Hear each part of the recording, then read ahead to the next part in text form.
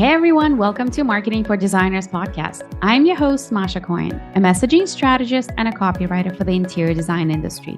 I've been marketing for what feels like forever in my past career at some of the biggest global firms like KPMG and Deloitte. Today, I write website copy for designers using my signature voice of customer framework.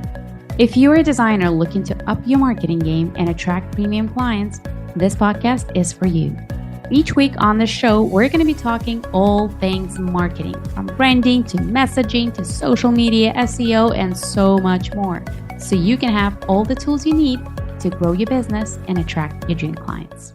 So every interior designer that I know listening to this podcast right now and other podcasts that are similar to mine, this is what they're thinking when it comes to marketing. Oh, marketing.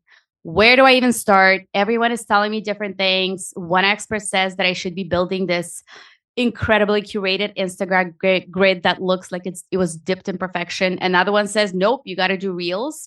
Then there is constant drumbeat about showing up authentically. Like, do people even know how vulnerable it feels to just show up in your own feed? Then there's email marketing. Then there's Facebook, because not everybody is on my Instagram. Then there's website and your messaging. And God forbid, I don't have it all perfect and I don't have my story, my brand story figured out. There is a lot of noise in the marketplace, and it's hard to know who do you trust and what do you focus on. And I have a really great guest today to pick his brain about all of these things and get him to respond to this noise. So my guest today is Gee Ranasinha. Gee has been in marketing since the days of dial-up internet and AOL CDs. Today, he is the CEO of an award-winning marketing agency, KEXINO. He's also a fellow of the Chartered Institute of Marketing and a visiting professor at 2 business schools, teaching marketing and behavioral science to final year MBA students. Like, did you just hear that? This is so very impressive. I'm so excited for this conversation.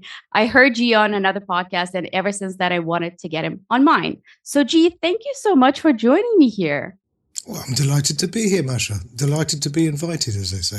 That's amazing. So, Gee, I feel like typically on podcasts, with these kind of podcasts, you want to ease into topic. And I feel like what I want to do instead is maybe start with not the easiest question or maybe the loaded question, if you're good with that. Absolutely. Let's go for it. What's currently not working in marketing for small businesses? Okay, that's a hugely loaded question. I hope you're comfy, because we may be here a while. I think probably a more easier question to answer is what is working, because pretty much nothing is. I think anyone who's running a business that's not a marketing business, i.e. pretty much everybody who's listening right now, has been dabbling in marketing, in getting their name out, in generating marketing or sales qualified leads, and has been disappointed in the results. And they don't know where or why things are going south. And not always, but mostly it's because they're listening to the wrong people. They're reading the wrong websites. And they're following the herd rather than going through a logical, pragmatic process as to how to get in front of not in front of an audience, because that's easy, but in getting in front of the right audience, the people who are in market for their services. Now, they may not be ready to buy today, but they are people who would be considering buying what it is you're selling at some point in the future. There was a piece of research done by the LinkedIn marketing group it was commissioned by LinkedIn, but it was actually done by the Ehrenberg Bass Institute, which is the biggest marketing educational establishment in the world. It's based in Adelaide in Australia. And it was a piece of research done by a guy called Professor John Dawes.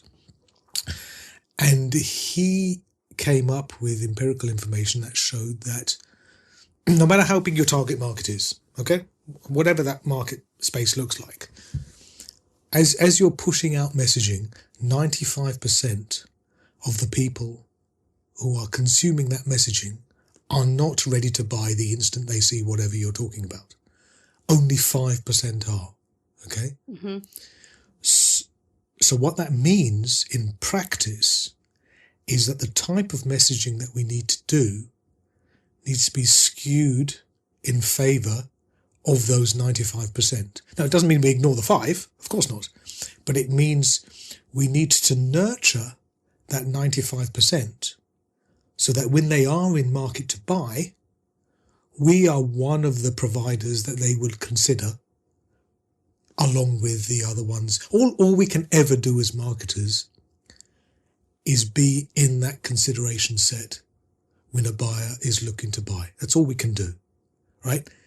You know, if whatever we're offering sucks, they're going to find out really pretty quickly. But we're assuming that, you know, everybody's doing an absolutely ace job.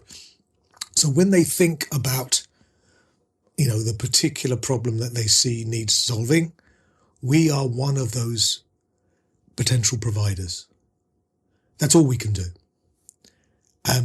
So the way I'm interpreting it is it's not, when you say nurturing, we're not putting just salesy, not to say that interior designers are actually, they're hating salesy information. So they don't put out salesy kind of content. But what you're saying is it has to be a lot more educational, informational, and maybe like a longer runway for those 95% people.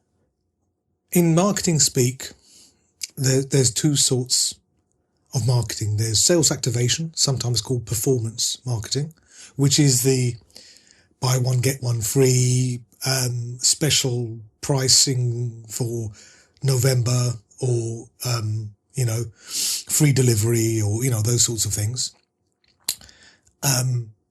Listing a bunch of features, you know, very pragmatic, very logical, very matter of fact. Okay. And then the other sort is what we call brand awareness marketing, which is the more long-term stuff, the stuff that doesn't look like it's selling. Most Coke ads, for example, right?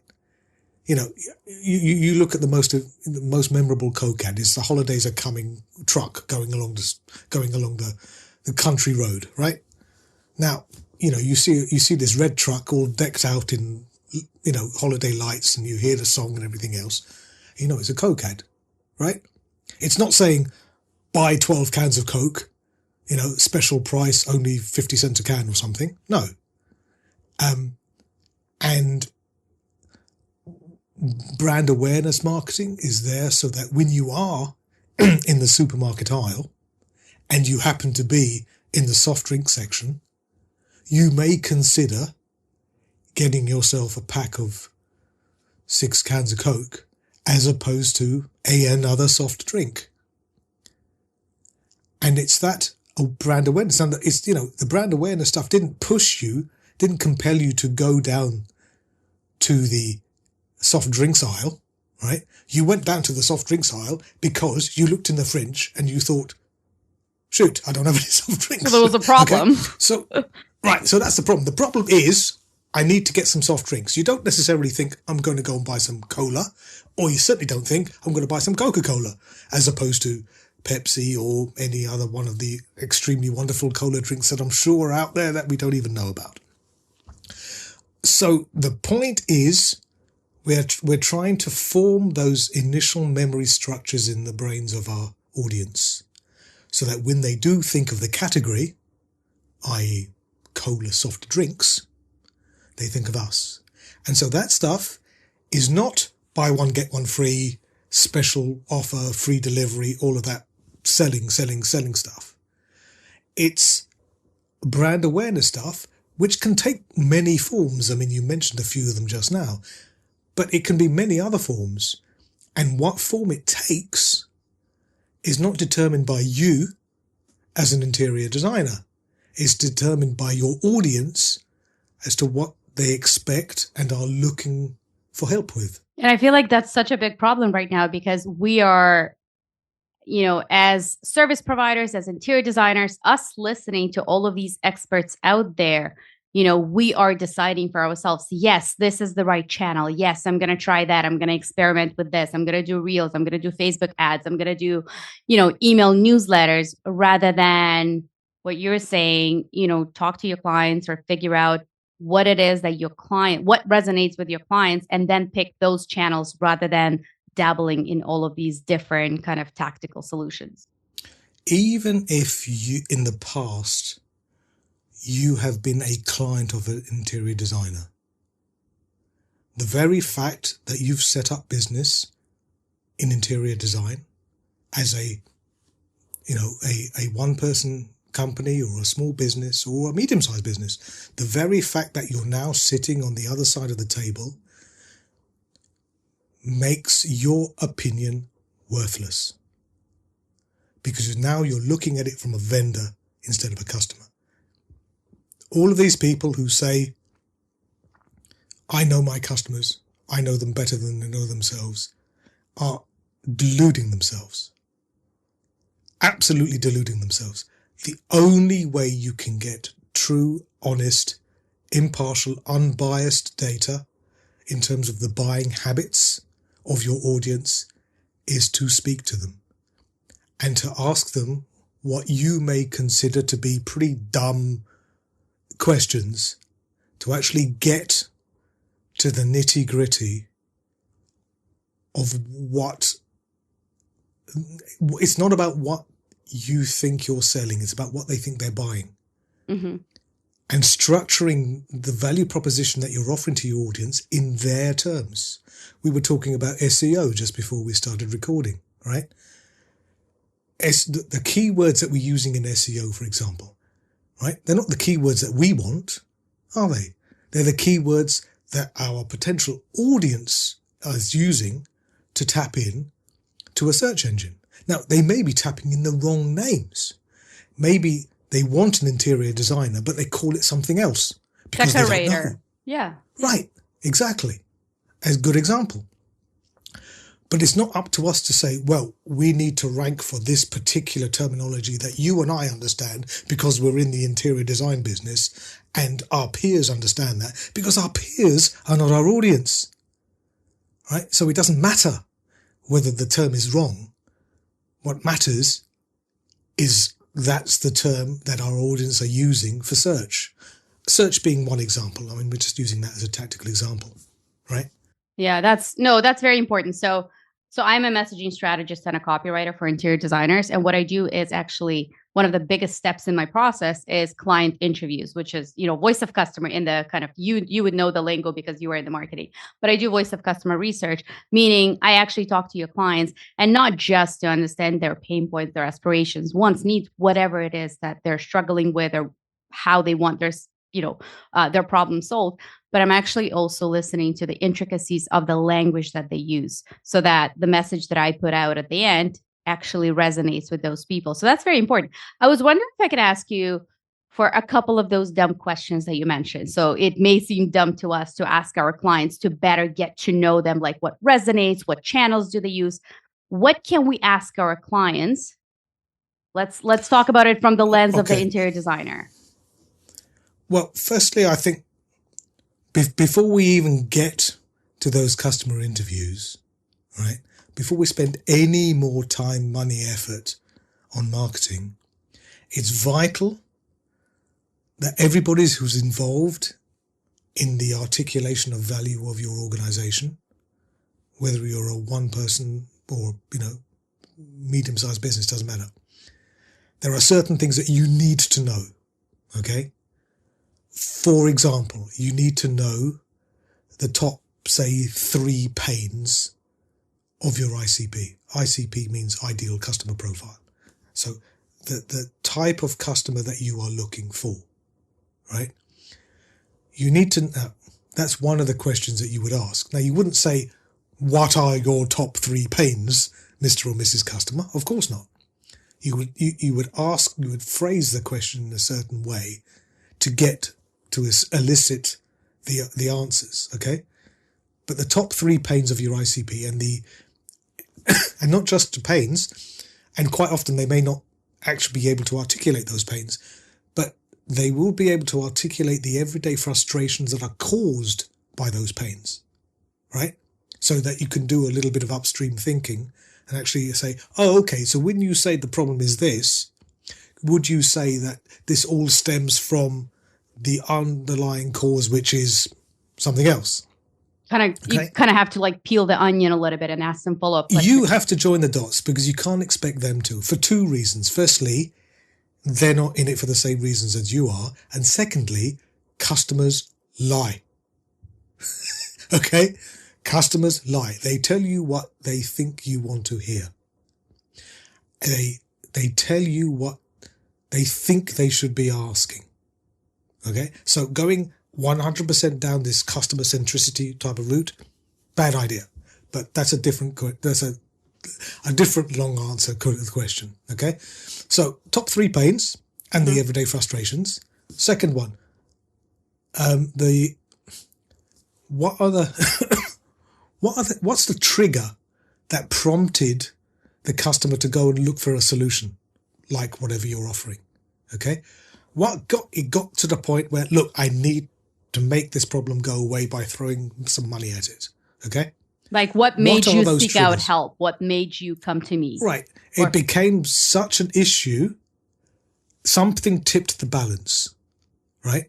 So to understand those triggers is important because you can frame your messaging accordingly, obviously, right? The next one could be why the solving of this problem is transformative for the customer. Okay? What's at stake if they don't solve it? If they didn't do anything, what'll happen? What's at stake? Mm-hmm. What's at stake? Exactly. Okay? Next one is the information channels they look to, the information channels they trust when they're researching, services like interior design. Where do they go? Right? What websites, what magazines, what podcasts do they listen to, etc. Right? Another one could be how do they think about your category? How do they view the market? How do they view the competitors? What's their honest opinion? And also their buying process. How do they decide on budget? What are the steps they take to purchase? What does that buying process look in their world? All of these things give you intel on how to best present whatever you're offering on their terms. Does that make sense? It does, absolutely. And so let's say they've collected this information, they've done the work, they've talked to the clients, they've talked to others. And I'm kind of curious. I know you said there's a whole other long answer. If customers lie, what do you do next? Like, how do you get to the truth? You have to, obviously you record or write down what's being said, right? But simply doing what a customer tells us to do doesn't get us to the real truth, because deep down, and I wouldn't even say that it's necessarily consciously, but they don't really know what they want, or they misrepresent what they want because they post-rationalize their predisposition by contriving a bunch of plausible sounding reasons for why they want something. Okay? So, we have to not listen to what they think they want, but to understand why they want it. Right? Now, so dig deeper. Dig deeper. There's a classical anecdote that Henry Ford, Ford Motor Company, is supposed to have said, if we asked our customers what they wanted, they would have told us they want a faster horse. Right? Mm-hmm. Now, there's many people who say that he didn't actually say that, but it's a great quote, and it makes the point. Okay, the point is, prove the point exactly. It's not safe to say that we're customer centric because it doesn't give us a full picture. Skate to where the puck is going to be. Right? If we simply listen to what customers told us, we'd never have the iPhone. Right? Nobody ever said, you know what? What would be really great is if I had an iPod, a phone, and a computer. Nobody ever said that, right? In fact, Steve Ballmer, who was the then president of Microsoft, was interviewed straight after the launch of the iPhone, and he said there's no chance on earth that the iPhone is going to get any significant market share, right? Because it redefined the category. Okay, if we only listened to what customers told us, Dyson wouldn't be able to sell us a vacuum cleaner for $800, right?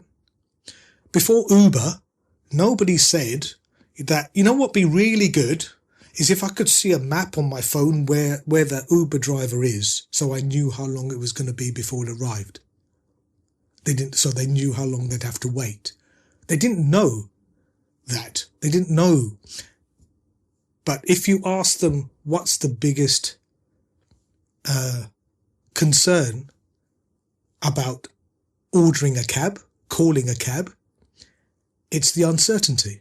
I don't know how long that cab is going to be, whether it's going to be, if it's 10 minutes or whether it's, I don't know, right? Once you know, the anxiety goes away, right? But the customer's not going to say, what I need to see is a map. Customer doesn't know that. Customer says, I'm anxious because I don't know how, right? The biggest thing that most mass transits systems around the world did to increase customer satisfaction wasn't to put on more buses or trains, metro, whatever. It was to put those dot matrix signs so that you knew when the next bus or train was coming. It's that certainty. It's that alleviation of anxiety is what we're selling. You see what I mean? It's a really good point. Yeah, it's a really good point. So it's basically, it's not so much expecting your customers to tell you what they need, but it's taking what you know about them and, what did you say, redefining category and doing something smart with that data that you got about your audience and creating solutions based on their whys, based on their daily frustrations and all of those things. There isn't a single client on the planet who said, you know what, I want to spend money on an interior designer. That's not what they want to do. What they want is a space to be welcoming, to fill a particular function, to whatever. That's what they're looking for. And they don't have the capability to do it themselves, but it's of significant importance in their own mind that they quantify that as with a monetary value. That's what you're selling. Yeah, it's kind of the same thing as what is it? You're not selling the mattress, but a good night's sleep. Exactly. Right? Sell the fire, not the extinguisher. Same analogy. Right. That's right. And I have a really good example of when I was working with an interior designer and I was interviewing for clients. And I guess what I wanted to hear is, because there was a really high-end designer and there's a lot of money spent in it. And I expected to hear something tangible. Well, yes, I wanted like a well thought out layout and all the things.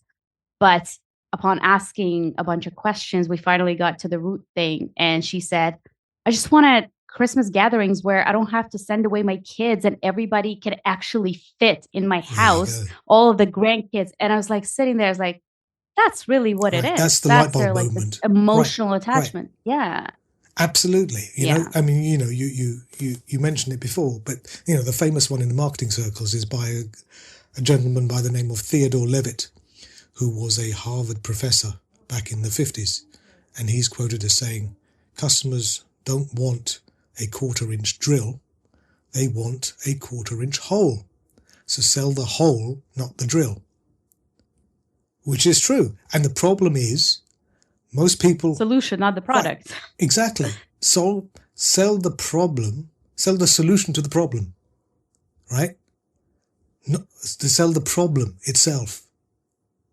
The problem is, I need a hole in my wall so that I can hang up a picture. That's my problem. I don't want a drill. I want a hole in my wall. That's what I want.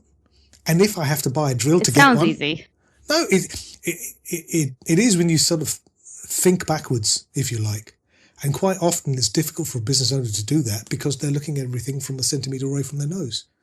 Understandably, because they're immersed in their business, which is why, unless you've been educated or experienced in marketing, trying to do it yourself, trying to roll your own, is very, very rarely going to work. You need to have somebody who understands your business, understands the industry, but can look at it from a quasi-outsider's perspective to be able to give you a more grounded, pragmatic plan that isn't based upon your own particular preferences and emotions, but ones that resonate with your audience. I don't care if the website we design for you, you don't like. I don't care if you don't like what we're doing on social media. All I care about is that your target audience like it, love it, to the point where it resonates and creates an action. That's the whole point, right? We're not doing this for our own egos, are we? We're doing this to generate a positive revenue stream. That's the whole point of it. Or to look better than our competition and outsmart our competition and create a better website, a more beautiful, better sounding website. Well, better looking, better sounding doesn't matter. If it resonates here, right? Sorry, the people who are just listening, they say, "What do you mean here?" If it resonates in the heart, if it resonates emotionally, then we've won, because that's how people buy. And I don't care whether it's B2B or B2C; it's the same thing. Right? We buy emotionally, and then we post-rationalize logically. And that's for everything. Everything we buy. Well, unless it's a commodity, right? Unless it's like, I don't care which brand of paperclip I buy. I don't think you do either, right? But for everything else, anything with tangible value, and it's including companies. Companies buy exactly the same way, right? Supposing there are 5,000 decent interior designers in a particular geographical area that an organization is looking to engage with. Are you telling me that the person in charge is going to create some huge big matrix with like 5,000 providers and like click on their ratings, on how they figure with it? No, of course not, right? They're going to ask around, they're going to do their own research, and they're going to come up with 3, 5, or 7. It's always an odd number because that's the way our minds work. And then they decide based upon that. And usually by the time they've put together that matrix, they already know who's going to win. They already know who's going to win because they've felt it in their gut. Why is that? Because you feel it. Because this is why so many rational, logical people, economists, finance people don't understand marketing, because you can't quantify it to the nth degree like you can. Marketing is it's not maths. I mean, it's a science, but we're trying to make it into a different kind of science. It's not science like physics. Okay, it's science like behavioral. Okay, it's a different kind of science. So we cannot, the language that we use in marketing is not scientific in the way that Newtonian physics is scientific, right? In Newtonian physics, 1 + 1 is always 2. It cannot be anything else, okay?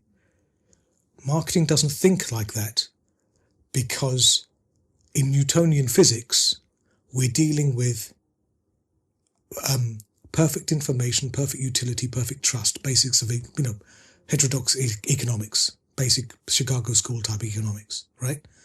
Because we know all of the elements that comprise that system.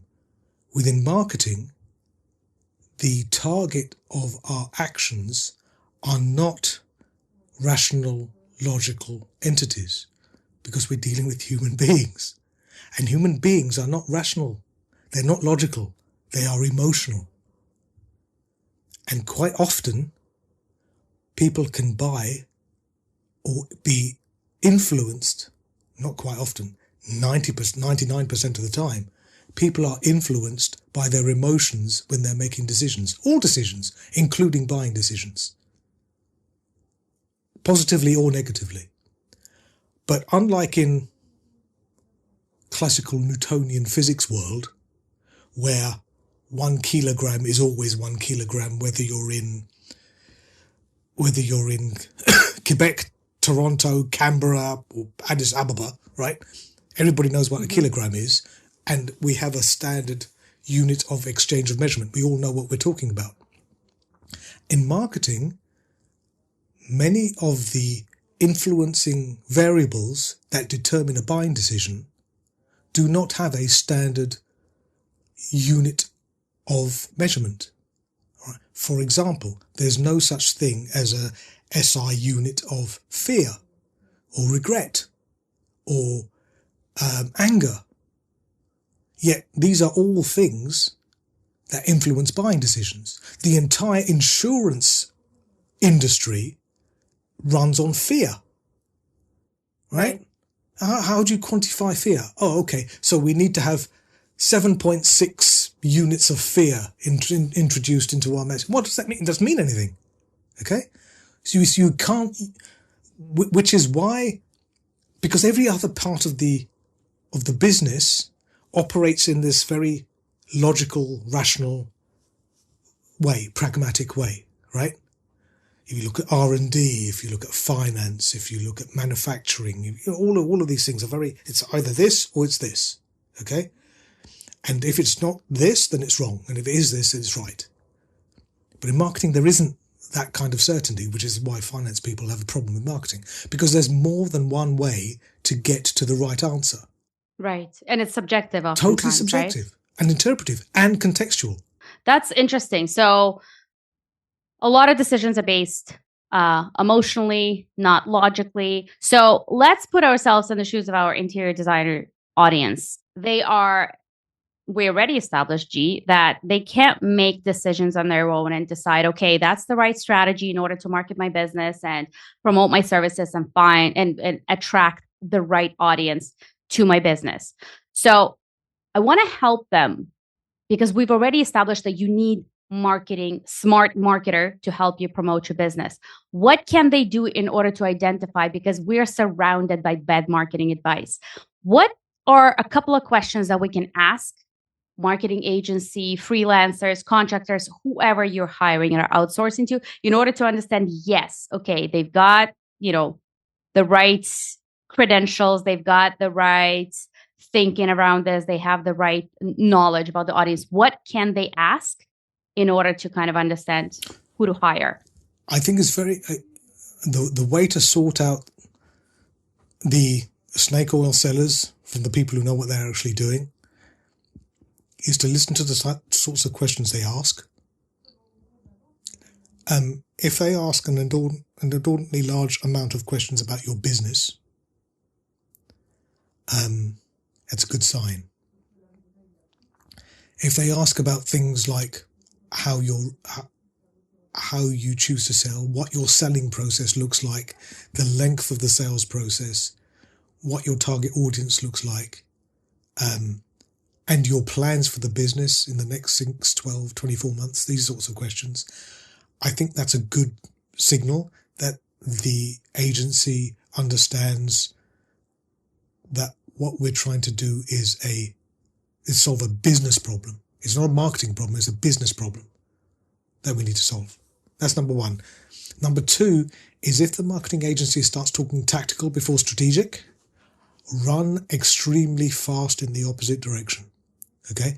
So if they say, oh yes, we just need to boost your Facebook profile, we need to post 6 times a day on Reels, we need to get you on Threads or TikTok or Blue Sky or what, all of that stuff is tactical.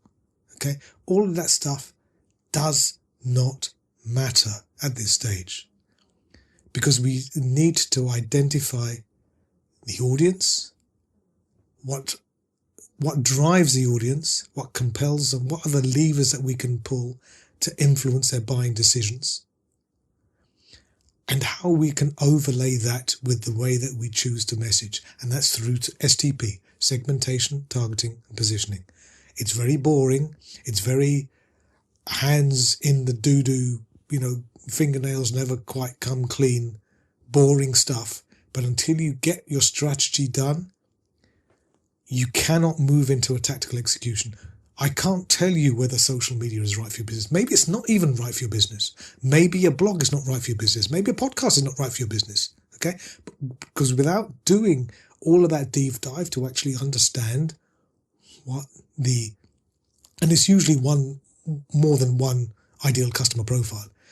and then shape the messaging according to each profile, because it's different messaging for different profiles, positioning yourself accordingly, and based upon where you want the business to be, where you see your level of expertise compared to the competition, where you see the business going, right? You price too low, you'll never be able to grow, right? Yet that's the first thing that people do is they try to compete on price. Sometimes putting your pricing up brings more customers than putting your pricing down, right? Yeah, because you're attracting the right kind of client. Because you're attracting the right kind of client. And it's those nickel and dimers that are the ones that would pull your hair out. Am I right? Going away. Every single time. You're absolutely right. And I have this one quick story. I know we're almost out of time, but what you were saying is just resonated so much. I recently hired an email specialist, an email marketing specialist. I came to her specifically for my email. I'm a marketer. I know my stuff. I knew what I needed help with, but I came to her just for email, just for her email specialty. And what I walked away with was like a full strategy, because she started asking questions. And the entire time I kept thinking, no, like, why are we talking about this? Like, I just want my emails. I want to talk about my welcome sequence. Does that, resonate? Does that have enough of this, enough of that? But she kept asking me like kind of like an overarching questions. And then at the end of the day, I received this strategy with like a full blown strategy, because everything is connected. You can't just look in silo at this one single channel, because you have to look at everything. Like, where are clients coming in? And I love that she was asking questions. I wanted one solution. I thought I wanted this email marketing problem solved. But then she was able to present a solution that kind of touches on everything, which is so impactful and so powerful. So I love that you're saying that. That's a great story. And it's great that you found someone with a brain in their head, because unfortunately there are too many people who just jump straight into the whole thing and start, sticking emojis everywhere before you've even got the copy ready. And it's like, please, my goodness, I love that. Gee, this is great. So listening to their questions, tactical versus strategical. Is there anything else that interior designers should pay attention to or ask the kind of questions of these marketing agencies and freelancers? Don't try to do it yourself. Even if you get somebody else in there to put all the pieces in place for you to then keep going, right? Implement, which is an option. Don't try to start yourself, because unless you've been educated or had experience in marketing firsthand, you will fail, right? If somebody gave me a gig to redesign a space, commercial space, it would be an absolute car crash, right? I don't know what I don't know. And that's the situation you find yourself in. Yes, you're in the creative industries, but you don't know anywhere near as much as you think you need to know. Because you have your own zone of genius. Exactly, which is the point. The point is to get somebody who knows what they're doing in place. Even if it was just enough to get you going, so that you could take your training wheels off and go off on your own. Absolutely, but you would not be able to find those 11 herbs and spices on your own. Can't do it. I love that. On that note, Gee, I have this question that I usually ask, a little bit off topic. Oh dear. But Here we go. It's a good one though, I promise. What's one habit or practice you've implemented in your life or in your business that has been absolutely game changing? I'll kind of answer that with a slightly different answer. Look, many people ask me what's the single biggest tactic a business can implement to boost its reputation and increase customer satisfaction. And I answer it very simply. Do what you said you were going to do when you said you were going to do it. Just doing that puts you at the top 20th percentile of every single person in your industry. The bar is set so low. There are so many idiots out there who just don't do, if you say to me, Gee, I'm going to call you Friday at 10. You move heaven and earth to call me Friday at 10. Not Friday at 10 past 10. Not Friday at 3 p.m. Not Monday at 9 a.m. You make sure you call me Friday at 10. Even if it's to say, I don't have the information that I said I was going to have for you, but we said we were going to speak today at this time. Just do what you said you were going to do when you said you were going to do it. So many people don't do that. It's incredible how low that bar is set. The customers are the one who are paying our salaries, right? And we forget that. It's so easy to do, okay? You know, structure emails. If you don't be late for meetings, turn up, shower that day. Simple stuff. I mean, this is not rocket science, guys, right? Just be the embodiment of your brand in every way that the customer touches you. Appropriately, of course. I love that. What a perfect ending. I love that. And then that's how you build, you show up reliable and trustworthy in the eyes of your customers and everybody else. Because ultimately, that's what we're selling, right? We're not selling interior design. We're not selling marketing. We're not selling mayonnaise. We're not selling hamburgers. We're selling trust. That's what we're selling. We're all selling the same thing at that initial customer interaction. If they don't trust you, they're not going to buy from you. I love that. I love that. Gee, thank you so much. This has been great. I've got like 2 pages of notes. I love it. I feel like I want to book a follow-up call with you because I have so many more questions. Well, let's do a part 2. Thank you so much. I would love Sure, that. why not? I would love it because there's a whole bunch of questions that I haven't gotten to, and I've heard on another podcast that you speak to. So I would love that. So absolutely. Thank you so much. Tell interior designers where they can find you if they want to connect with you or follow you. Best way to find me is on LinkedIn. I pretty much live on LinkedIn. Far too much time I spend on LinkedIn, to be honest. Amazingly much, you might find it's quite amazing. There's only one Gee Ranasinha on LinkedIn. Can you believe it? No kidding. Amazing, isn't it? No kidding. Right. So you can find me on LinkedIn. That's where I amazing. spend most of my time. Obviously, otherwise, you go to the website, KEXINO.com, KEXINO. Oh, just Google me. You'll find there's tons of links where you can find me. I'm quite easy to be found. Amazing. Gee, thanks again. This has been wonderful. It's been my pleasure. Thanks very much for the opportunity.